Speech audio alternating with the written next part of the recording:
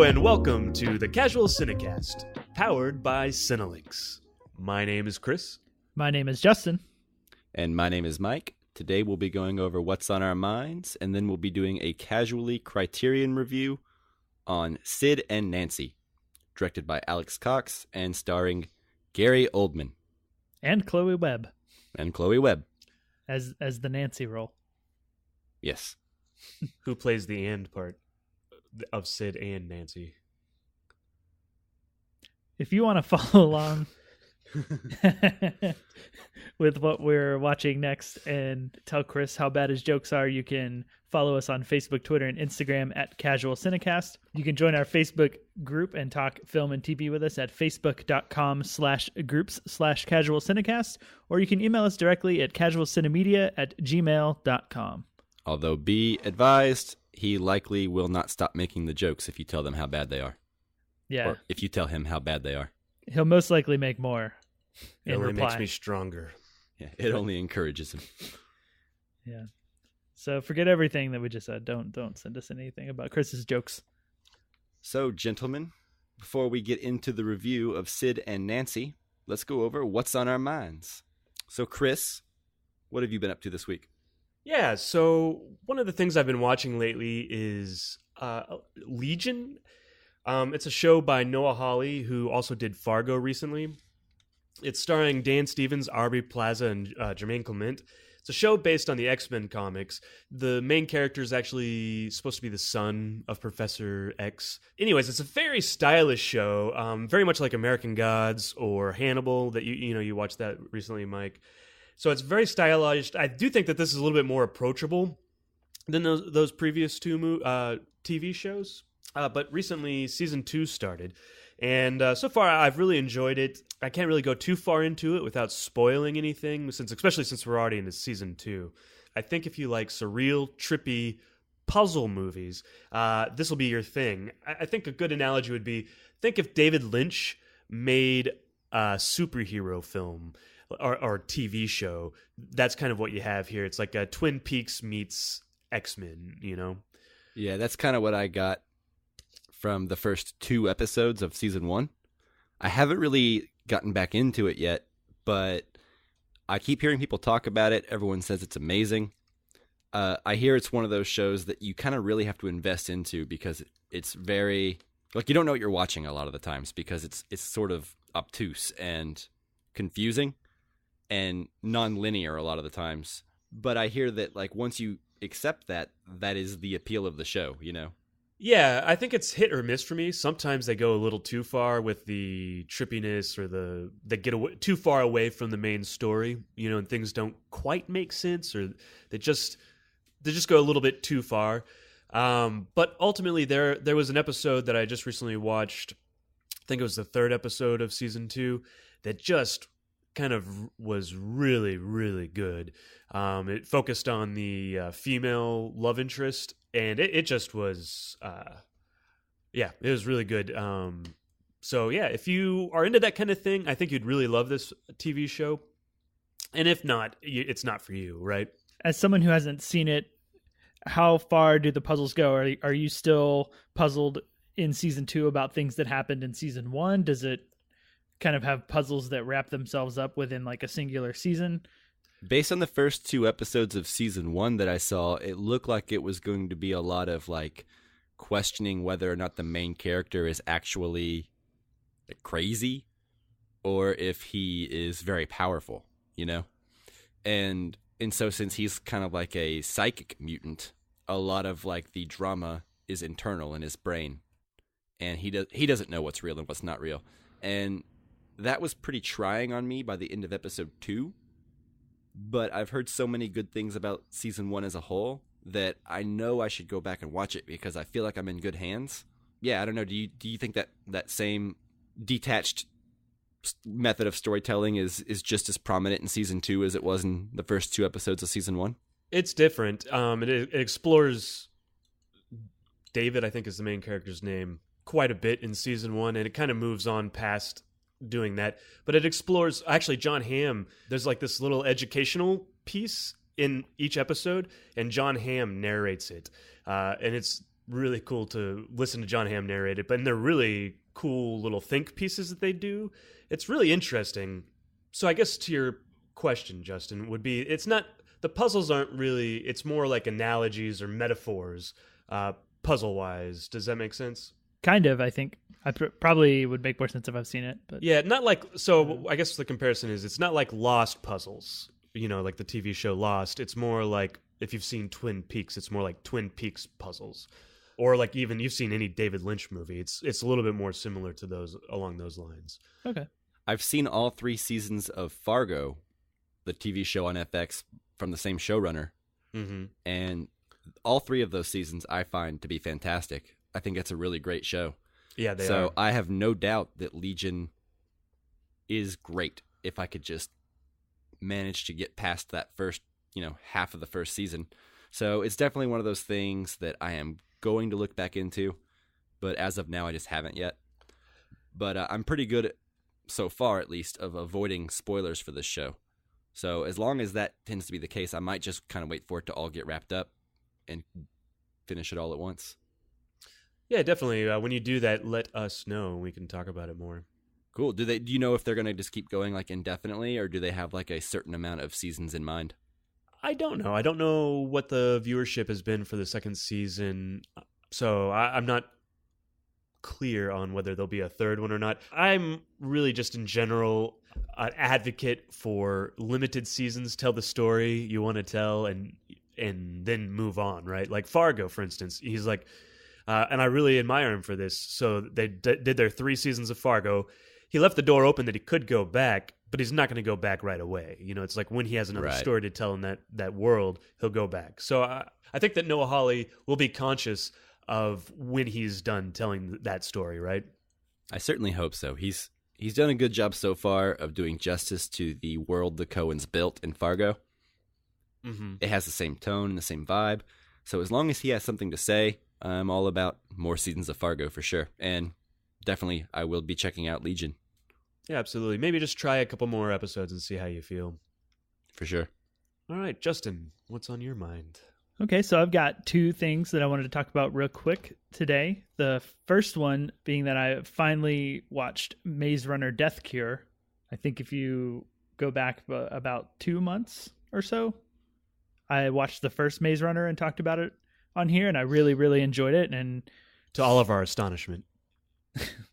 Yeah, even to my own astonishment, because I didn't expect to. Yeah, exactly. I just thought it was going to be kind of like Hunger Games-esque, which I didn't like, or kind of boring young adult sci-fi or something like that.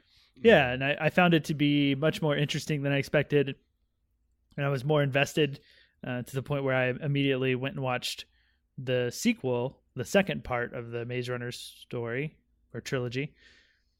And so I watched that one, which I didn't really want to talk about much because it's just kind of okay compared to the first one.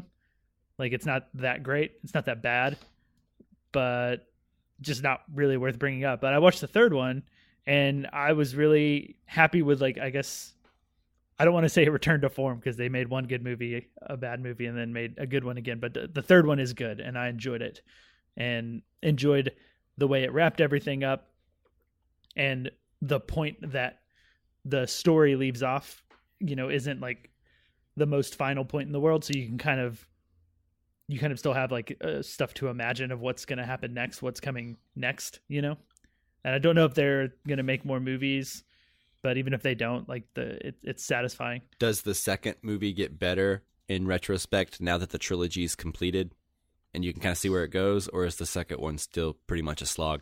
I would still not look forward to watching it again. I think you have to get from like the first movie to the third movie. It feels kind of necessary, but other than characters that are introduced in the second movie, there's not that much that feels that important to me or like that great in hindsight. Right. So is that one bad movie worth the 2 good movies? For me, yeah, I think so. Or if you want to see what I think is like a good example of that young adult adaptation sci-fi genre that was popular for a while. Like, what I like about it more so than some of the other ones that I've seen is that it does get into questions of like things that we've been talking about with the most recent Marvel films, Black Panther and Infinity War. We were talking about the bad guys being interesting and good because they want to do things that you understand. And Maze Runner gets into that territory a little bit, where I remember like the first Hunger Games, it's like there's the good guys and then there's like the evil aristocrat type people that are making everybody compete in like the Hunger Games, right? Right. It's just like a very clear cut good and evil. And this one has more blurred lines, which I find very interesting. Yeah, you always want a villain you can almost see their point and almost see yourself rooting with over the hero at some points. I always feel like that makes the best villain. Yeah, movies that take place in the gray and not necessarily just black and white are more interesting. Yeah, it's like you have to do bad things, but for a net good. And are the bad things that you're doing worth the amount of good that you get? Like, does it all come out positive in the end? Is it worth it? Which is that's more than I ever expected to like run into in the Maze Runner films. What kind of moral questions are we talking about, or would it be a spoiler to even ask? Like, give me an example. Can you? Well, I'm trying to think. I guess like it's not necessarily a spoiler for the third movie, or by the time you get to the third movie, but it's a spoiler for the first movie. I guess I could just say like spoiler alert. Like, go ahead and skip ahead like 30 seconds. Sure. If you don't want to hear this, if you're listening and you haven't seen them and want to see them. So basically there's a illness in the world that most people are dying from, or they don't really die. They just kind of turn into like zombie sort of like crazy creatures. And they are taking the kids who are immune and putting them through stressful situations and like kind of torturous type stuff in order to extract chemicals from their body that like come out as a reaction to like stress induced environments in order to study, I guess, their genetics, their DNA or whatever, and use that to help fight the illness that's like taking over the world. There's not like multiple examples. That's just kind of like the moral dilemma. And it's like, are they doing the right thing? Because like from a certain perspective, like they're taking your friends and your people and torturing them. But in order to find a cure for a disease, the needs of the few outweigh the needs of the many, or vice versa. Yeah, the opposite of what you just said, Chris. Yeah, I like to keep people on their toes. All right, so we can move on so we don't get into any more spoilery stuff for Maze Runner. The second thing I'm going to talk about is actually a music video that came out, I think yesterday or 2 days ago. It was on Saturday Night Live. It premiered on Saturday Night Live? Yeah. Okay. So I guess Saturday night. And it's by Childish Gambino, and the song is called This Is America. And I want to talk about the music video because I find it extremely fascinating and interesting because it gets into a territory of becoming art. Well, that actually sounds like I don't think any music video is art, but like art with something to say and like a very important message, which is not something I expected when I first started watching the video. And have you guys seen this one? I have. Yes, I actually just watched it before we started recording. I mean, I don't know what you guys thought, but like I watched it and I was like really hooked into it the whole time. And like before I knew it, it was over. So I watched it again and I've talked to a couple people about it, but it's basically full of like all this imagery that makes you think of current societal issues and like things like mass shootings and the church that was shot up like a few years ago, that there's imagery that like reminds you of that. So it has a lot to say and there's a lot to dissect in it. And I don't know that since Saturday, which this is like 2 days later, I've had the time to digest it and figure it out. But were you guys as interested in it as I am, or how did you feel about it? Yeah. When you said art, that makes sense. It's a thing that doesn't tell you what it's trying to say, right? It doesn't spoon feed you the answers to what it's trying to say. So it's definitely something you have to think and digest and kind of take in. Your term art, I think, makes sense for this. And it's also just really well done, I think. Kind of the long takes, and I think the way Donald Glover dances around is kind of haunting. It's kind of, I don't know, it's kind of weird the way he's dancing. That makes sense. Yeah. I guess if you haven't seen it, I recommend watching it, but just to kind of catch you up, I think it's made up of like maybe 4 or 5 different takes, like different shots. Yeah. So there's a lot of one take stuff going on. Donald Glover will be like doing a bunch of dancing that I think is maybe foreign to us. I'm not sure if it's just supposed to be like off the wall dancing or if it's supposed to be sort of like tribal dancing. like I'm not sure. African tribal or not. But then this is like, he's kind of like got these exaggerated facial expressions where he's like smiling really big and like exaggerated and unrealistically while he's doing some of this. And then it's like punctuated by these moments of like violence where he like gets a gun out of nowhere, or a character has a gun and he'll shoot somebody or shoot a church choir. It's kind of a shocking video to watch, I think, the first time if you don't expect it. What did you think about it, Mike? Yeah, so I think I'm right there with you guys. The first thing I noticed was the tracking shots. You know, like for the longest time, there's no cuts at all, at least no visible cuts. It has the same kind of style and artistic flair that I feel like Atlanta does. Mm-hmm. If you watch that show a lot, it seems like Donald Glover thinks really hard about shots and composition. Mm-hmm. And I really appreciate that, I think. And I don't know how much of Atlanta is, you know, based on his sensibilities when it comes to cinematography. But I feel like this music video is kind of in the same vein. The song even works better as a companion piece to the video. Yeah, it's not a song that I would necessarily see myself listening to in the car, right? Yeah, it's definitely not something that I would listen to. I'm not that big on rap music or whatever type of style this is. This is kind of a different style of rap that I think has its own term, but I'm not totally sure what that is. But it's not my type of music. But watching it along with the music video, like I really like it. And I can just sit there and listen to it, I think, as I'm like watching it with the images and everything that's going on. Like, I think it all comes together to make something that once I watched it, I kept thinking about it, and then I wanted to watch it again later on that night, and then today I've wanted to watch it again, you know? Yeah, both of them together are more powerful than either one of them separate, right? And I guess I don't find that too much in like the modern music videos that I've seen. You know, a lot of times music videos, for me at least, tend to be more about style and technique than substance. Like I'm trying to think of like music videos that have become so viral that I've ended up seeing them despite not liking the music or the artists that are associated with it. And like things that come to mind are like the OK Go video. Yeah. Yeah, where it's just like, look what crazy one-shot thing we did this time. Yeah. You know? With a completely generic pop song over it. Yeah. Or like the other one that comes to mind is like Gangnam Style. Like I saw that music video, right? I don't think I ever saw that music video. I mean, it's purely entertaining, but that's the kind of stuff that goes viral. And this video is going viral, and it has so much more going on. So I wanted to mention it, that if you haven't seen it, I think you should watch it. And to what you were asking, or what you were saying about Atlanta, it's actually directed by Hiro Murai. I believe I'm pronouncing that right. I hope so. But he actually has directed a lot of Atlanta episodes as well, it looks like. Yeah, so that totally makes sense. And You're right, Justin. As soon as this music video hit the internet, people were going nuts for it. You know, so, you know, for like the past 2 days, I've been seeing this video and images from this video pop up all over the place on Twitter and on Google and on Reddit. And so when you told me you wanted to talk about it today, I was like, well, that's probably good, because that gives me the excuse to actually watch it and be part of this conversation that's going on. Cool. So that's it. And I just wanted to bring it up. And if you haven't seen it, watch the video. Let us know what you think about it. Yeah, that's This Is America by Childish Gambino.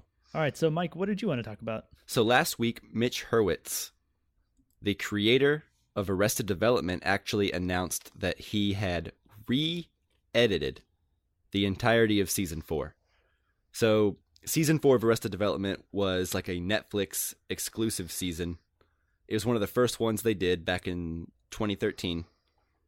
And at the time, they couldn't get all the cast together while filming it, so they had to actually write a whole bunch of individual adventures for all of the family to get into to fill in the gaps between Season 3 and 4.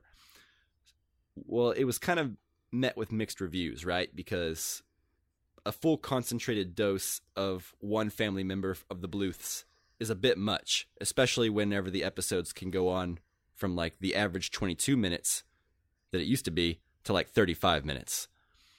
Right? So, do you guys remember when Season 4 came out? Were you guys watching it at all? Yep. Yeah, I watched it right when it came out. Like, me too. Within probably like a day and a half, I watched the whole thing. Yeah, I was really excited for it. Yeah, me too. I think everyone was at the time. Did you like Season 4 when it first came out? Did you have mixed feelings on it? Did you hate it? What were your thoughts back in May of 2013?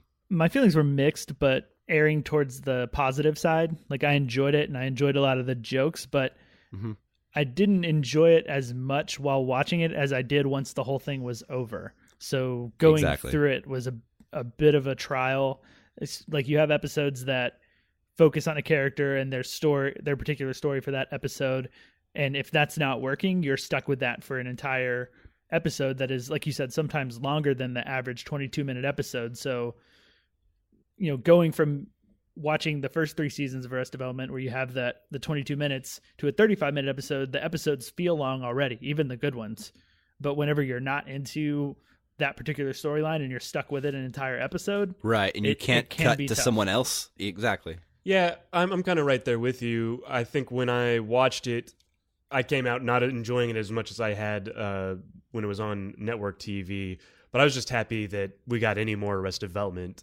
And then it was good or decent, I guess, is what I would say. It wasn't my favorite by far. Right. But I was just happy to have more and spend more time with those guys. I did like how there would be crossovers. So if you'd see in the background, like one character would run across the other character's episode, right? And I kind of enjoyed that aspect of it. But you guys are totally right. Spending all that time with one character, it just wouldn't work. Right. So the way season 4 was kind of originally thought of was Mitch Hurwitz wanted to make individual episodes that you could watch in any order. And since you were following one character, and by the end of the season, all the plot lines would start to converge in on one another, there would be lots of value in the season as a whole once you finished it. But the first few episodes you're watching it before things start to double back in on each other, it's pretty rough to get through, because it's not laugh out loud funny, which Arrested Development never really was. But it's always fun to talk about and think about later because it's so dense and it's so fun and it doesn't take itself too seriously. And so enter 2018, season 5 is about to come out. Mitch Hurwitz actually took the 15 episodes that aired in 2013 that were all 30 minutes, 35 minutes, and cut them down to 22-minute episodes. 22 to 23-minute episodes, basically. He reordered them, put them all in chronological order. So now, all of a sudden, it feels like the original seasons 1 through 3. Sorry, it's 22 episodes? Yeah, 22 episodes. And get this, there's 22 episodes as opposed to 15. And the season is still about 30 minutes shorter than it was with 15 episodes. That's crazy. Yeah. And Ron Howard re-recorded all new narration. He put act breaks for commercials in there. When he announced it, he said he wanted to basically have this as a possibility for syndication in the future. Mm-hmm. So anyway, during the re-editing process, he remixed the sound, tightened the jokes up, added more jokes and narration. And I think as a result, this feels a lot more like seasons 1 through 3. If you guys were not on board for season 4 beforehand and you like seasons 1 through 3, give it a shot. My girlfriend, she said she didn't get very far into season 4 the first time because it was kind of a slog. Mm-hmm. She says this new version, she has no problem with. She's been watching it with me. We've been binging it. It's very, very bingeable. At 22 minutes, you just get in, get out. You cut back and forth between the other characters. It's still the same footage, so the separation between the characters can still be felt, I think. But this is a lot better pacing-wise. Have you guys seen any of it at all? I haven't. I actually find this to be a really interesting experiment, too, right? Because so now you can watch the original season and then watch this remixed version, right? And it's really interesting to me, and to see the differences and how he was recut it. It is fascinating. I can't think of anything else that has ever done something like this before. And the crazy part about it is Arrested Development is so dense with jokes. There are so many jokes at any given time, even ones that you don't notice that you're seeing right away, that he can actually take these episodes that were not conceived of this way and chop them up and re-edit them and put them in chronological order. And, he had to rewrite the narration to make it all work. But there are so many jokes that each of these episodes feel like a complete full episode full of jokes. Like they could have been just written this way, Mm-hmm. And it's crazy to me that there are so many jokes that it still works in either way, you know? And I actually prefer the remix to the original season 4. I've been on Reddit looking at like the Arrested Development subreddit, and yeah, people are really liking this remix compared to the original season 4, I think. Yeah, that makes sense. I like it a lot more. I'm 6 episodes in. I've seen 6 of the remix so far, and I watched the original version of season 4 twice when it came out, within like a month of it coming out. And funny enough, before this was announced, like literally like 2 days before, I started watching season 4 again to give it another shot, to revisit it. And I was like 3 episodes in and this announcement was made. So it was good timing, because I didn't have to just sit through season 4 again and now have to rewatch the remix, you know? Oh, it's so much easier to sit through, man. Even the slower plot lines feel so much easier. Yeah, so we're cutting away from them, and they're kind of paired with some of the better plot lines, I think, right, either by accident or by design. So it's working really well. Like, Arrested Development has always been super bingeable to me, where I can sit there and watch 5-6 episodes before I know it. And even other episodes of sitcoms that I like The Office, and I'm also currently watching Frasier with my girlfriend, and you know, I start to feel like watching something else or moving on after about 2, 3, maybe sometimes 4 episodes of those. But once we've started this remix of season 4, it's like I don't even realize how many episodes I'm watching. Like I've watched 6, but like I could have kept watching had I not had other commitments, you know, and without even thinking about it again. Like, they're just flying by, just like seasons 1 through 3 did. I mean, like I said, it's still not as good as seasons 1 through 3. The separation of the characters can still be felt, and you could definitely tell that it's not the same, but the spirit is the same. And I think if you're a fan of 1 through 3 and you didn't like season 4 the first time, I would really recommend giving it another shot. And the thing that this makes me the most excited for is season 5, because I think he was experimenting when he did season 4 to begin with, because Netflix was kind of new and he thought he would try this new thing. But I think he realized he made a mistake, and he's made a huge mistake. Yeah, but he knows how to fix it, and how to go on, and that makes me excited for season 5. Yeah, they even dropped the trailer for season 5 today. Did you guys get a chance to watch it?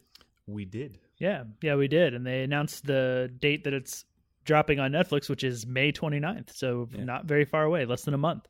Yeah, I'm excited. It gives me time to finish season 4 and then maybe watch a few episodes again, because, man, this show has so many jokes.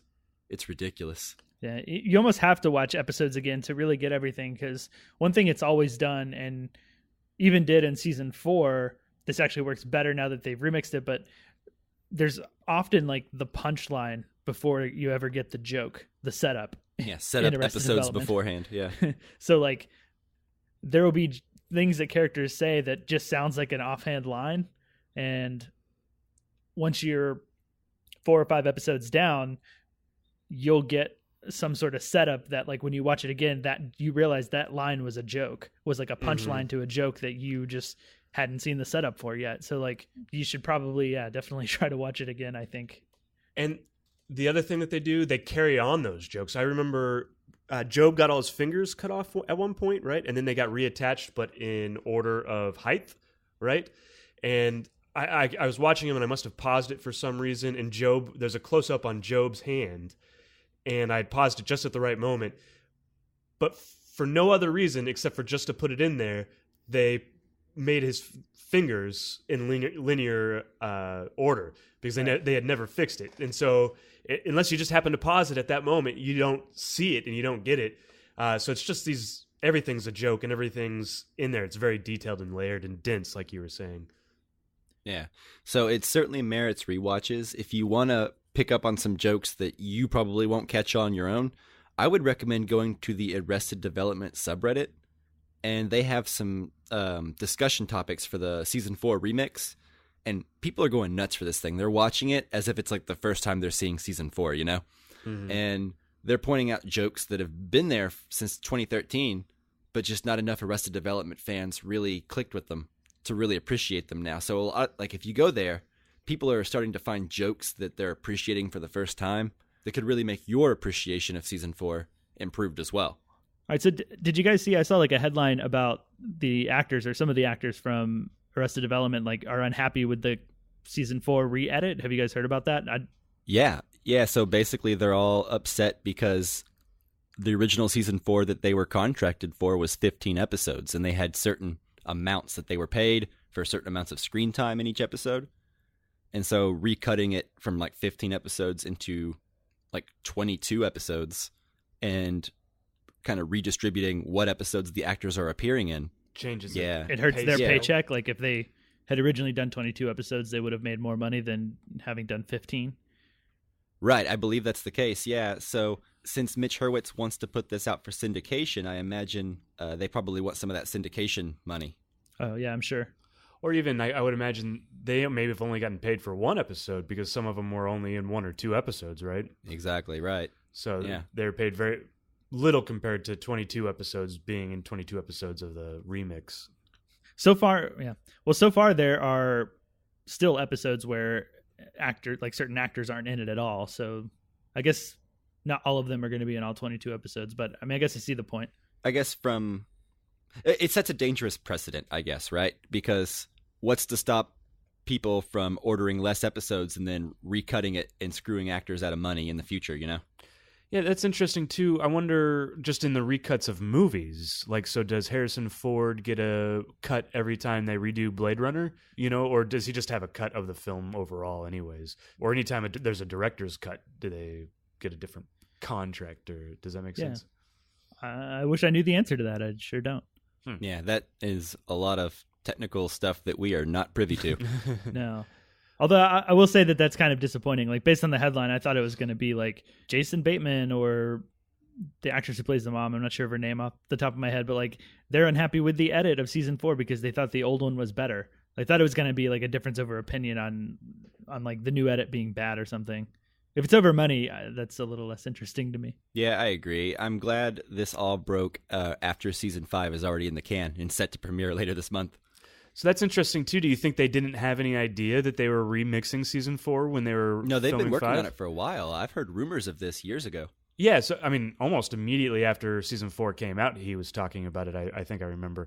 But I mean, so if Jason Bateman, for instance, knew that they were recutting it, and he still filmed season 5, like I'm sure his lawyers had something to say about it, or I don't know. It's interesting. I guess I don't know enough to really comment on it that much, but it's just an interesting little footnote. It's relatively recent news. I feel like something will come out about like a resolution or the way that it was resolved or something like probably. That.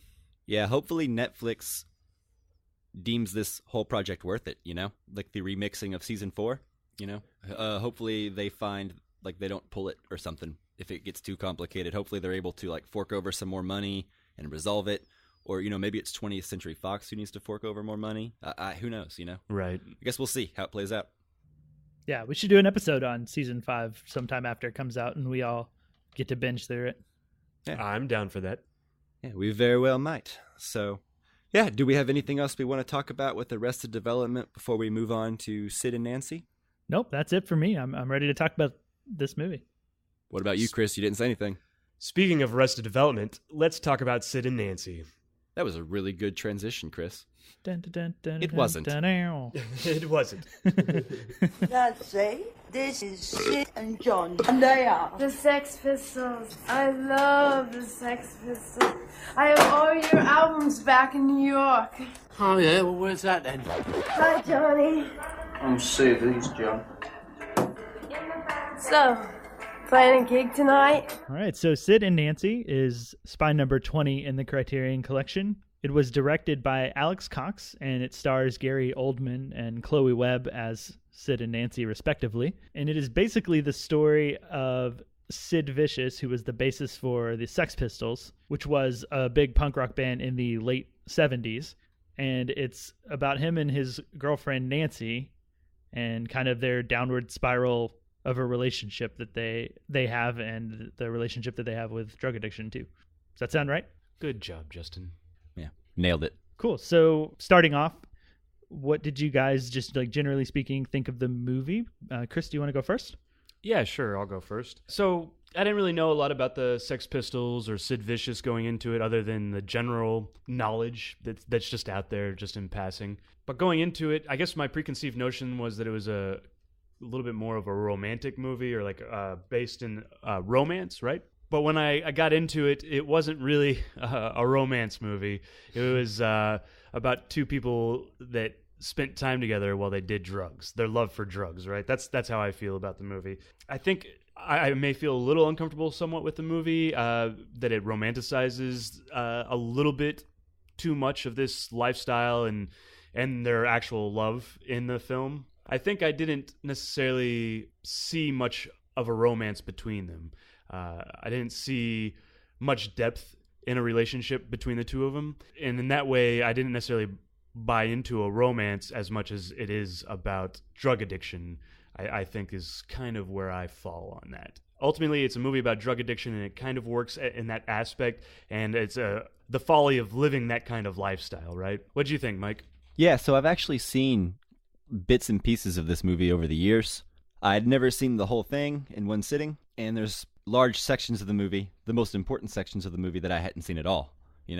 Mainly just like the end and the beginning I had seen quite a bit. So I was actually pretty excited to sit down and watch it. I'm not big on Sex Pistols or punk music of that time. I like some of it, but yeah, not big on Sex Pistols. My overall thoughts on the movie is that it feels like it captures the scene that existed in this time and place really well.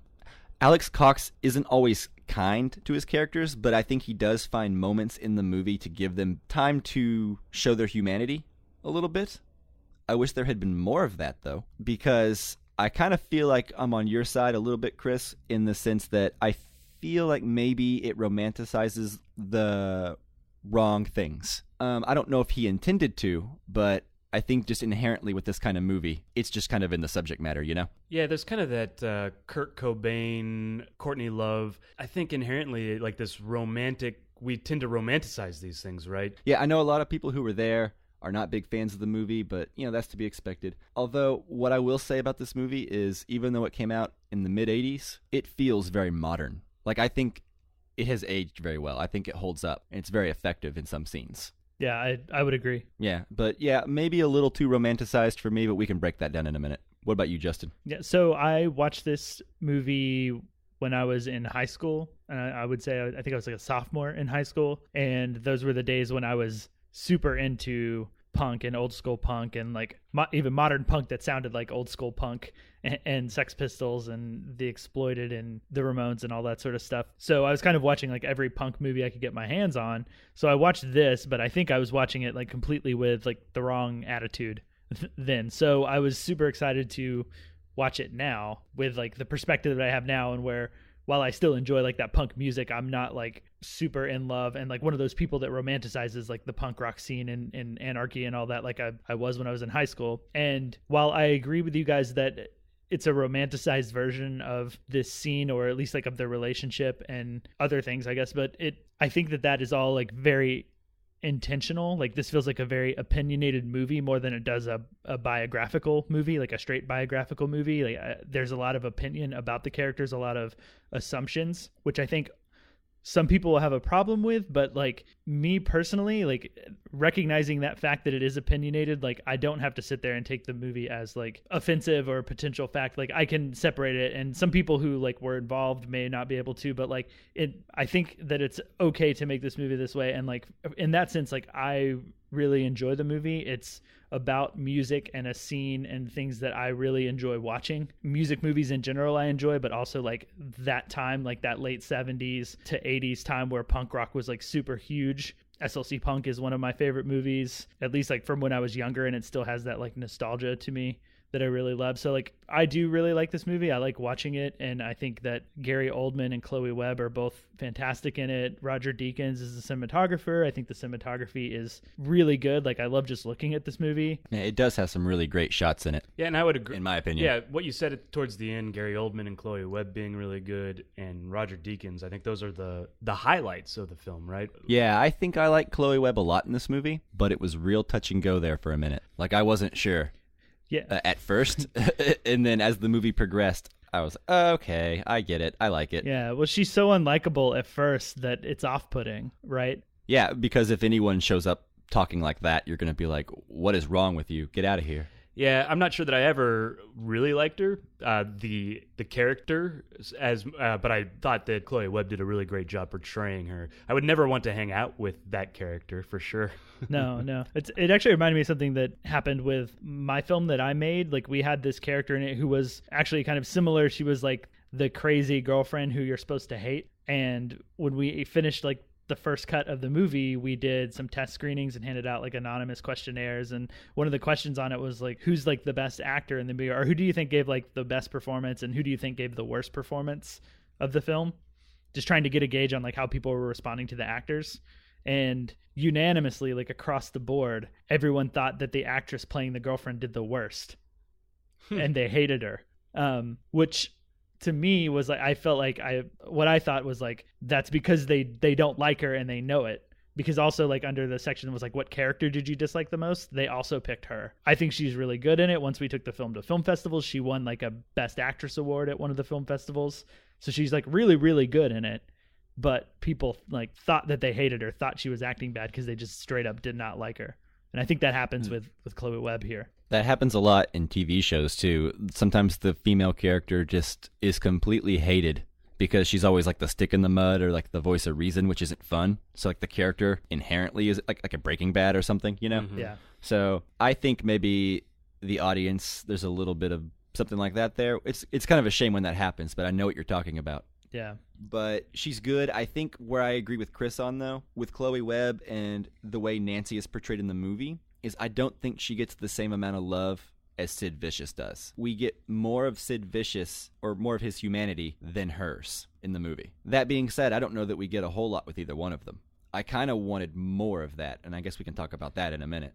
Yeah. But what do you think? Kind of in my research after I'd watched the movie and I went back and kind of read a little bit about it, it talked about Chloe Webb's character, the real Nancy Spungen. Yeah. And how she was older than Sid Vicious. I don't know how much, but like 5 to 10 years older. And it was more of a motherly figure that she represented to Sid Vicious. And I don't know that I got that through the movie. And I think that would have been an interesting thing to have seen in the movie, and it would have given the characters a little bit more depth. I would have understood where Sid Vicious was coming from and why he was with Nancy as opposed to just for the drugs, right? There would have been a little bit more motivation behind the characters, right?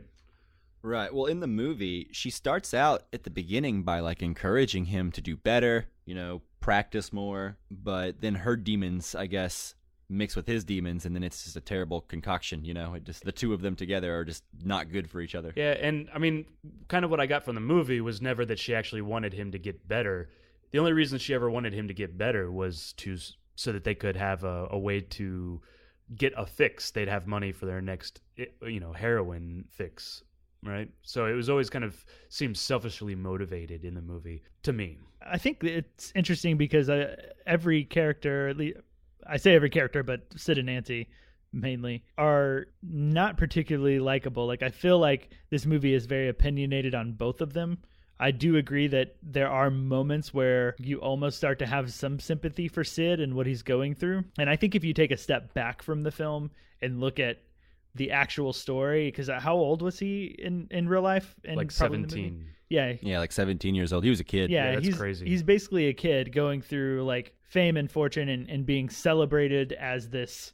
He'll do anything and he'll do like really crazy stuff, and he like cuts his chest and bleeds, and while he's like playing, to be famous for that, and then that to be expected of you, and like basically everything adding up has got to take like a big toll. So I think if you take a step back, you kind of can get some sympathy from him, and I think that's where some of the sympathy comes from, like watching the movie. But like for the most part, I feel like the movie really doesn't think a lot of Sid Vicious or Nancy. I think you're mostly right, but I would argue that at the end, during some pivotal scenes, it's very sympathetic to Sid Vicious trying to get better. Do you feel that part is played for sympathy or played just to show like how low he's come, and like to kind of just watch him like grovel and be just like a sad person?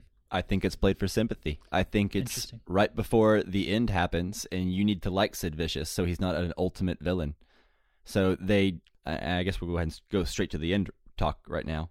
But, she eggs him on. She dares him. She calls him and assaults him. She calls him names and says you'll never get clean. Why even try? And so I feel like we're supposed to sympathize with him there and be like, God, he needs to get out of this relationship, away from this toxic girl, because at least he wants to get better, whereas she doesn't seem to want to. That's kind of how I took it.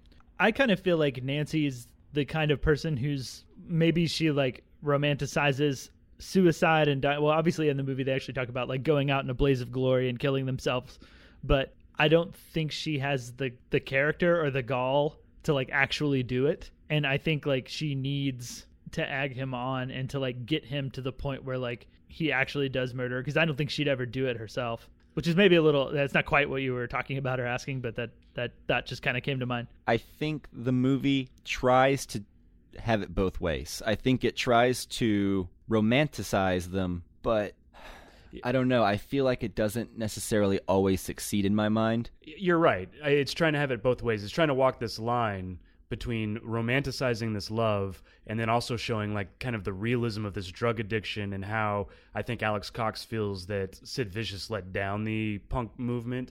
Yeah, just kind of tries to walk the line and have it both ways. And I don't think that you can. I don't think that that's possible, right? And yeah, and I think in that way, Alex Cox fails in trying to walk that line. I think if you took out the romanticism, like maybe the very last scene, and with the taxi cab, as they drive off happy, this is a very different movie, and I agree. And it's like a movie you stick Heath Ledger in, right? Like I could see. And it's the gritty. Not anymore. Yeah, not anymore. But you stick in it's a gritty drug movie that's really good. It's Trainspotting, or maybe not even Trainspotting, but Requiem for a Dream. Yeah, sort of thing. and it's this warning, this cautionary tale about how you can get caught up in these things and burn yourself out really quick. Lose the plot. Yeah, but could you lose the? What do you mean lose the plot? It's an expression. Oh, okay. Like lose sight of what's important to you. Yes, I see what you're saying, yeah. Could you not argue that these certain moments in the movie that are romanticized, like the taxi cab at the end, we have the one shot where they're in the alley and like the trash is falling around him. Mm-hmm. We have like the music video shoot for his performance of My Way where she comes and stands up with him, and you get those, admittedly like very romantic shots and romantic sort of scenes that kind of, I'm trying not to say the word romantic, but romanticize them. But like, could those not be moments of showing you the potential of what they could have, and attempting to contrast that to what they actually did have? So, in my opinion, like the trash can shot, which is really beautiful, by the way, the trash can shot is a little bit different. It's romanticized, but the My Way, I think you keep the My Way in there, and I don't think that that's necessarily romanticized. I think it doesn't happen in the music video though. Like if you watch the actual music video, because that My Way performance is a real music video. Right. You can watch it. Like he comes down, he sings, he shoots up the crowd, walks back up the stairs, and it ends. But she doesn't join him. But she doesn't come up and join him. Yeah. See, I kind of never really buy into. So two things, I think. I never buy into the romance between them. I never see that spark. Does that make sense? I don't know if you guys feel the same way or not. And then just that last taxi cab scene is what bothers me, because I'm not sure what he's trying to say with it, or it just leaves that kind of sour taste in my mouth. Like, well, what were you trying to say with this movie? So those are kind of the two things that seem lacking. So because of the taxi cab at the end, and the fact that I don't feel any connection between the two of them, it doesn't feel congruous. It doesn't feel like a whole. Does that make sense? If you're responding to what I was saying, like, are you saying that it doesn't feel like a contrast? Like, could it not serve as a contrast to like, this is the life that they could have had, or this is how they could be, and they could be happy, but like, and contrasting that with everything else in the movie where they're junkies and strung out and miserable and or dying? No, I don't think that's. I don't think that was his intention, and I don't pick that up when I watch it. I'm not sure either. What do you think, Mike? Yeah, I think I'm not quite as negative about it as Chris, and I don't want to say you didn't like the movie, but I sympathize with your points and agree with a lot of them, but just less so. Yeah, that makes sense. I feel like Alex Cox's point of view starts to seep into the movie, so you can kind of start to realize what Alex Cox thinks of Sid Vicious and Nancy while you're watching the movie, right? And so while you have this romanticism going on, I know we've used that word a lot, you also have this point of view that I think he's also guiding the audience's hand to arrive at a certain conclusion. And I think in the scene I'm talking about, obviously, is, okay, so there's that scene where they're in the methadone clinic, right? And they go in there to get basically a fix. And the guy tells them, essentially, hey, you guys are losers for doing this stuff and putting it in your body. You know, you could be selling straight anarchy. And so in the movie, I don't know that anarchy is important to either Nancy or Sid. They don't really ever talk about it. It's all about heroin. Their relationship started over heroin, you know? I don't know that he completely fails in doing what he's trying to do, but I also feel like there's an inherent glorification that I'm not comfortable with. And I guess that's where does that answer your question at all? No. But I guess it does in the sense that, like, you basically only take those scenes as being antithetical to the rest of the movie and mixing up the message. Or is it more of like a misstep in your eyes? I guess my theory is that it's not necessarily a misstep, but maybe confusing unless you view it as... Hang on one second. Yeah. Real quick, Justin. What are you referring to as the misstep? Sure, like... You talking about the taxi cab scene? The taxi cab scene, the scenes that seem to romanticize their love in a way of making it seem like good and better, you know, because like Chris said, like, he doesn't feel the love between them, but you do have these scenes where, like, the end of the My Way video where she comes and stands up with him, the scene where they're in the alley, and then the taxi cab scene. Right. So I agree with you that I do feel love between them, but I also feel like because I do feel that love and because those scenes exist, that's part of what feels like glorification in a sense, right? It's a fine line, and I just think that along with Chris, I think the taxi cab scene at the end pushes it too far into the glorification realm instead of a tragic story that I wanted to feel. Does that make sense? Yeah, it makes sense. So what do you think of, like, the setting of the end scene? So basically Nancy's dead, he gets arrested and questioned, and then he gets let out on bail as he's suffering withdrawals from not having his fix.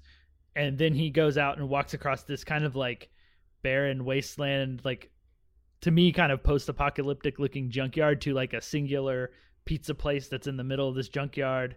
And then there's a taxi cab. Like, what do you make of like that setting? Because as we've touched on, it's kind of a romanticized ending of him just going to get pizza and then dancing with the kids and then getting in the cab and being happy. But like, how does that setting factor into it for you guys? It didn't feel real at all. It felt like a dream. Like, what would have saved it for me would have been at the very end of that scene, it just cut to him like in a room with a needle in his arm in the dark. Actually, Right. That would be a much better ending as opposed to cutting it. And then that's his overdosing, you know, and him imagining this world or this solution. That would have worked for me. Yeah. Could that not be like the text line? Because it cuts from that to black with a text that said Sid Vicious died of a heroin overdose, you know, on whatever date. Yeah, it totally could be. I just feel like it wasn't as successful as maybe it could have been. Yeah.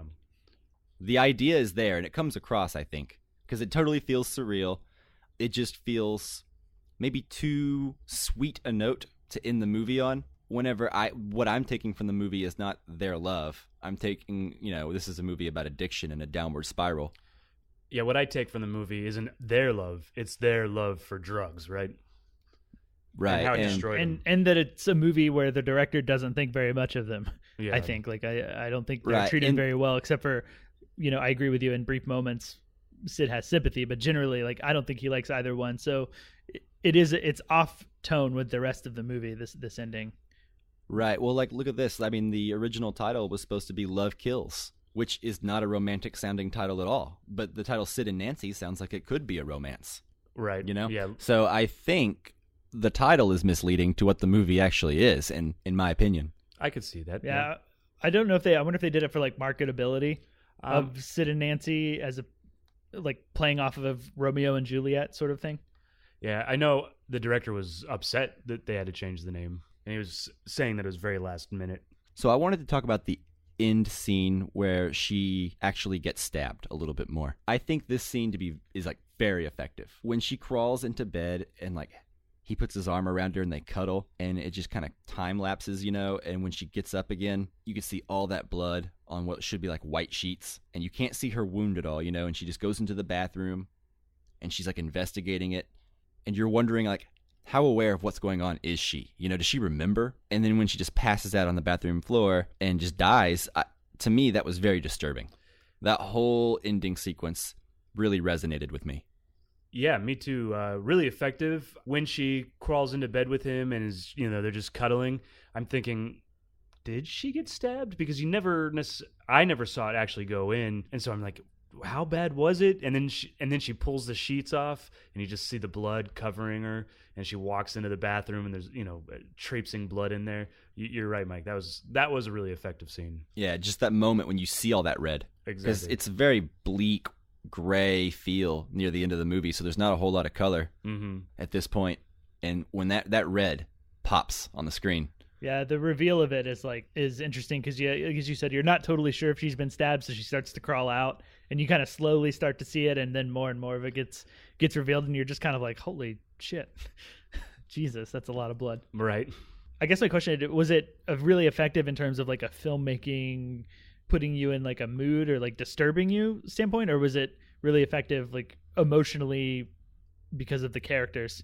I think really well executed. I mean, I didn't really feel anything for the Nancy character or the Sid character, really, but she captures that fear of someone knowing what's coming and not being able to do anything about it at this point, And I don't know, that panic, like I put myself in that situation, what I mean? I was in that moment with her, and it would have terrified me to be in that situation like she was, my empathy was off the charts in that moment. It was very upsetting. Yeah, I think death scenes are something that can, really easily sway one way or the other towards being ridiculous or, sure, funny or whatever. Like, there's a lot of things they can be, and, not too often are they as, like, empathetical as this one is, because I know exactly what you mean, and I felt the same way watching it. Yeah, the thing I took away from the last of it was, for all her talk of suicide and wanting to die, she's like still struggling to survive at the very end. She's instinct. Yeah. So, I really appreciate it. I agree with you guys that if not the best scene, is definitely up there for sure. So, do you guys want to talk about the cinematography if we're done talking about plot and that sort of thing? Because this is early Roger Deakins, and nowadays Deakins is kind of the man when it comes to cinematography. Yeah, he just won an Oscar. Finally. I don't want to get into it, but I think he won for the wrong movie. But, yeah. That's for another podcast, or a podcast we already had, actually. So you can go back and find our Oscar episode, our post-Oscar / Annihilation episode, I believe. Mm-hmm. Yeah, this movie, I mean, I think it looks great. And I think, Mike, you said that this movie still feels very modern. And I think the cinematography has something to do with that. Yeah, 100%. What was your favorite shot? My favorite shot is probably almost anything that's just of Sid Vicious, like during the whole My Way performance in the music video. But yeah, that scene was great. Particularly the end. Gary Oldman's performance in that's really good too. Yeah, where Nancy walks up and joins him, and like the lights kind of shut off. Oh yeah, that's my favorite. Yeah, that is my absolute favorite shot in the movie. Yeah. I also like that one Chris was mentioning earlier with the trash falling in slow motion. It's one of those shots where it's so iconic. I guess that's why they used it for the poster. Yeah, that's my favorite shot. Yeah, I feel like that's the shot that will be used, if any shot from like Sid and Nancy, in like some sort of like Oscar montage. Oh, right. You know what I mean? Right. Like, they always put together those montages of like celebrating however many years, or celebrating whatever theme they're doing each year. When Roger Deakins dies, that'll be one of the shots that they put up there. Yeah, for sure. What do you guys think about the irony that Courtney Love was in this movie? She actually auditioned to play Nancy Spungen part. I don't like her. Courtney Love? Correct. Yeah, I don't like her. Yeah. I think she should not have been in the movie. I've never really found her to be a very good actress. Yeah, I would agree. I think she does well enough in Man on the Moon. She doesn't knock me over in it, but I think she does well enough for what she has to do in Man on the Moon. Mm-hmm. But in this, I think she's not doing that great.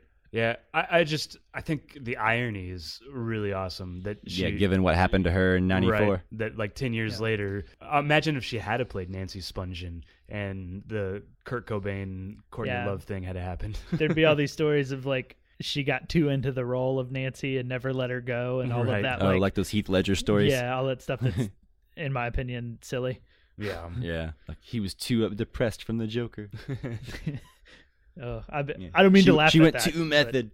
Yeah, I don't mean to laugh, but the concept of like an actor's too deep in their role and getting messed up, like I think that's, I'm not going to say it never happens, but it's probably such a rare thing that to like throw it out there like that seems presumptuous. It's the You're equivalent. thinking about the clickbait of the time. It's the equivalent of D&D players getting too caught up in their roles and going crazy and thinking they can cast fireballs and stuff. That never happened.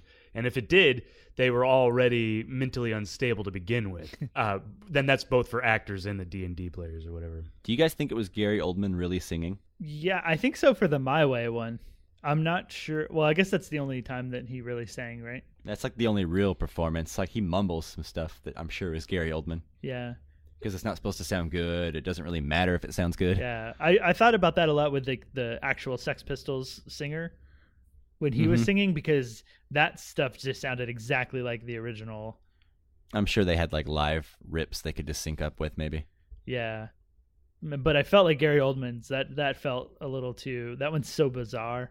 Yeah. And so weird. Like lip singing to that seems like nearly impossible. Gary Oldman probably put more practice into being Sid Vicious than Sid Vicious actually put into being a guitar player. The irony. So I guess, does anybody have anything else they want to talk about?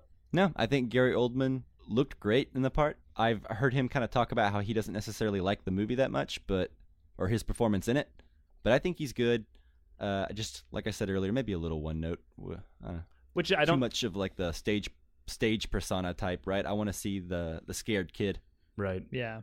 I mean, I think that's what we're getting is, as we've said, or as I've said, an opinionated movie, like opinionated by the director, maybe the screenwriter. I'm not sure actually off the top of my head who the screenwriter was, but like it's very opinionated about him. But I think that opinion is also somewhat based on the legend. And I think what we're getting is kind of the legend of Sid Vicious, or like the person that Sid Vicious was sold at when the Sex Pistols were really popular. And he was like the front, like not the front man in a sense of being the singer, but like the front man of the Sex Pistols and like what was marketable about them. Yeah, absolutely. Makes sense. And I still think, like, romanticism aside, like I enjoy this movie. I do enjoy the idea of what was said by like the guy in the methadone clinic, which was kind of the message of the movie, is like you were selling anarchy and you could have done that and you could have been a role model, like it seemed like they were trying to do, or like the punk movement wanted to do, but it got caught up in the partying and drugs and too caught up in like their own desires. The scene itself. Yeah.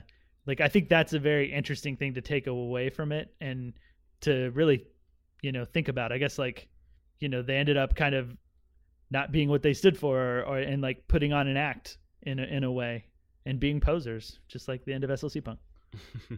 Yeah. I would say, I know I sounded fairly negative throughout this review, but I enjoyed this movie. There are problems that I had with it, but there are a lot of things like Gary Oldman, Chloe Webb, Richard Dinkins, Wait, what? Richard Jenkins, Dinkins, Roger Deakins. I was saying Richard Jenkins, the actor, but I like combined both of them. I know Richard Dinkins. Yeah, well, not Richard Dinkins. If I ever get into film and I have to change my name for some reason, because like give myself like a stage name, I'm gonna name myself Richard Dinkins. You do look like a Richard Dinkins. But then people will call you Dick Dinkins. I did enjoy it. No, I'm just going to change my name to Dick Dinkins now. That's even better. And open up a detective agency. Nope. That is a pretty good name. Dick Dinkins? Yeah. Yeah, it is, actually. I'm writing Sounds like a superhero. I'm writing it down. Except not really, because you'd hear it in the microphone and it would be annoying for people to hear. Cool. So do you guys want to move into our final question? Yes. Okay, so in sticking with Sid and Nancy and the drug addiction in this movie, we wanted to ask each other what our favorite addiction movie is. So, Chris, do you want to go first? Yeah, so I chose a movie, a small movie that came out in 2003, starring Philip Seymour Hoffman and directed by Richard Kwitnowski, which I don't know if I pronounced that right, but it's called Owning Mahoney. Have you guys seen this? Nope, I have not. No. It's actually about gambling addiction, and Owning Mahoney is based on a true story about a bank worker. So he had clients that were very rich and had $1 million lines of credit. So he would take out loans in their name, go to places like Las Vegas and Atlantic City and gamble it all away in a weekend. And they actually still close down Atlantic City each year on the day that they caught him doing it. It's just a really good movie about addiction. It's really great. If you guys haven't seen it, it also has Minnie Driver and John Hurt in it. It really captures the high of gambling and winning and the lows of losing. I think they ask him a question at some point. They're like, what's your everyday life like on a scale of 1 to 10? And he's like, 5. And then what's your life like when you're gambling? And he's like 15, and it just really speaks to the addiction to gambling. Is really good. And Philip Seymour Hoffman, of course, is great in this movie. So you guys both should check it out. What's that movie called again? Owning Mahoney. Awesome. Writing it down, putting it on the list. All right, what do you think, Mike? All right, so for a movie about addiction, I'm going to choose an old Frank Sinatra movie that came out in 1955, directed by Otto Preminger, called The Man with the Golden Arm. Is that the James Bond movie? No. No, it's not. This is a kind of a little noir type film. It's a drama. It's based on a novel of the same name. And it's basically about a drug addict who tries to get clean while he's in prison. But once he gets into the outside world, it's really hard for him to stay clean. Mm-hmm. I guess this was one of the first movies, I guess, that kind of tackled taboo subjects like drug addiction in such a real and grounded way. And so when it came out, it was super controversial. And I actually talked to my grandma about this movie when I first saw it. And she still thinks of it as a gross movie. Because whenever she was a kid, everyone thought it was just really disgusting. And, it's like it was just ahead of its time, I guess, or the first of its kind to really tackle that subject matter in such a blunt way. Yeah. So I don't know, ever since she told me that, and I watched it, and I can kind of, and by the way, Frank Sinatra is great in this movie. But anyway, so that is The Man with the Golden Arm. It's about heroin addiction, and yeah, give it a shot. Have you guys, either one of you, seen this movie? Yeah, I've seen it. Yeah, I saw it. It's probably been about 11, 12 years, but and I remember it too well. So it's one I definitely need to watch again because I remember it being really good. Yeah, absolutely. So in my opinion, it's Frank Sinatra's best performance because he's doing more here than he normally does. Usually he's so cool and collected all the time. But this movie, he has moments where he is not cool or collected. Yeah, and that probably helped the movie too by putting someone like Frank Sinatra in a film that's controversial. Sure, yeah. Because, I mean, I don't know what his reputation was like, but I know he did a lot of controversial. Yeah. Okay. Well, I know he did a lot of the like mob and whatnot, war movies and things like that. Then yeah. like his other movies, I guess he feels a bit more like wholesome. Right. From what I remember. Yeah, that's definitely the image he tries to give off for sure. Like the playful, happy-go-lucky, like Rat Pack. Yeah. There's things like Ocean's 11 and Von Ryan's Express and. Mm-hmm. Although in the 50s, in 55, I think this was probably pre-Rat Pack at its height, but he was still a big star. Yeah. Okay. Interesting. How about you, Justin? So I'm gonna go with a film that came out in 2011, and it's directed by Steve McQueen, starring Michael Fassbender, and that film is Shame. Nice. Yeah, it is about a guy who is basically a sex addict. He's just constantly more of like needing sex, needing, to have an orgasm basically. And it doesn't it's the point where it's not about like having a good time for him, right? Like it kind of just becomes like a straight up need to do it. He never really seems like he's enjoying it when it's happened. Sometimes he seems like he's in pain and anguish. Yeah. So it's a very interesting story to me. Like I feel like it feels maybe more like an honest portrayal of that sort of thing than some other than some other movies about sex addiction. You know, it's very well shot. That's one of my favorite things about the movie. It's shot very minimally. Like, I feel like there's a lot of scenes where they don't use any lights at all. There's a lot of long takes. There's a lot of like single shot coverage of an entire scene. Like, I remember there's one scene in particular where he goes like on a date with a woman, and the whole scene is done in one shot that like slowly pushes in. And I think it's about a 10-minute scene of them on a date. And there's a lot of interesting filmmaking going on. I know Mike, you've seen it. What did you think about it? Yeah, I saw this in theaters whenever it came out. I'm a huge Michael Fassbender fan, and I like Steve McQueen as well. I really liked Hunger. Yeah, I actually really enjoyed this movie as well. I think Carey Mulligan is so good in this movie. She plays his sister who moves in, and he doesn't want her to move in because he doesn't want to have to take care of her or, you know, make himself available emotionally to anyone. And it impedes like his lifestyle too, like as far as like how freely he is to like get his fix of sex. Exactly. He can't even watch porn on his computer the way he used to, and he holds her responsible for it, you can tell. And I don't know, there's a lot of subtext in this movie. There's a lot in the performances. Yeah, I feel like this movie's like 80% subtext and 20% like surface level watching what's actually going on and being said. Yeah, 100%. It's very, very good. And I'm with you. I recommend it completely. Yeah, this is one that's going to have to go on my list. It's one that I just passed me up, and I've really wanted to see it since, you know, and I love I love Michael Fassbender and Steve McQueen. They're both really great. And Carey Mulligan, too. Yeah, Carey Mulligan's really good in this movie as well. Yeah, it's one of the, I guess, like first couple of films that I saw her in. I'd seen her in like In Education and Never Let Me Go. Drive. And I don't know if I think this might have been before Drive. Maybe. I might have seen this after one. Okay. I saw him around the same time. But yeah, so Drive too. And so like this is one of those films like early on when I like really fell in love with Carey Mulligan as an actress. I think she's incredible in everything. She was best in Doctor Who. Never seen it. No. Yeah. She's in a episode of Doctor Who called Blink, which is commonly regarded as one of the best Doctor Who episodes that exists, in case anyone cares. Yeah, it's probably because of Carey Mulligan, I would say. Yeah, she's definitely great in that. Yeah, she's really, really good in it. That's for sure. Awesome. So that does it for this episode. Thank you for listening. Thanks as always to Jake Wagner Russell for doing our intro and outro music. If you want to hear more of his music, you can do so at soundcloud.com/bopscotch. All right, join us next week. We'll be putting out a review for Jason Reitman's new film, written by Diablo Cody, Tully, starring Charlize Theron. Are you guys fans of Jason Reitman? I am, actually.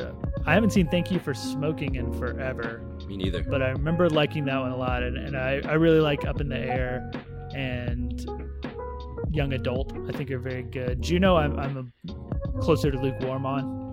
I would like to watch Juno again because I haven't seen it since theaters where I didn't like it. But I really, really like Up in the Air. I think Young Adult is great.